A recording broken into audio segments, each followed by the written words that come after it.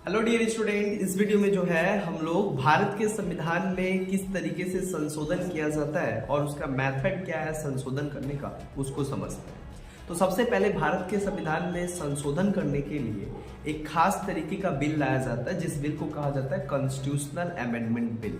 और ये जो कॉन्स्टिट्यूशनल अमेंडमेंट बिल है, ये कोई मिनिस्टर और कोई भी प्राइवेट मेंबर जो है केवल पार्लियामेंट में लाया जा सकता है, स्टेट लेजिस्लेचर में इसको नहीं रखा जा सकता है।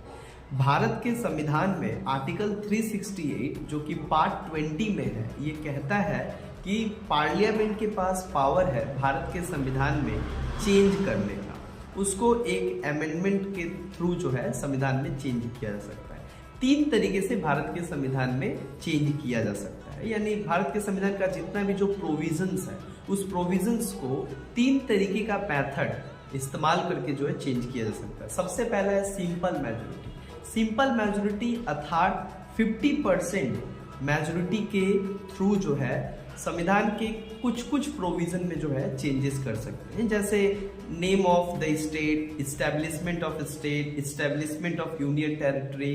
एवोल्यूशंस और क्रिएशंस ऑफ लेजिस्लेटिव काउंसिल, है ना, इंग्लिश लैंग्वेज इन पार्लियामेंट। ये तमाम चीज जो है, salary and allowances of the speaker, है ना, प्रेसिडेंट, गवर्नर, इन तमाम लोग का चेंजेस लाना है तो सिंपल मेजोरिटी के थ्रू लाया जा सकता है। उसके बाद संविधान के कुछ ऐसे प्रोविजंस हैं जो काफी इंपॉर्टेंट प्रोविजंस माने जाते हैं, उसमें चेंजेस लाने के लिए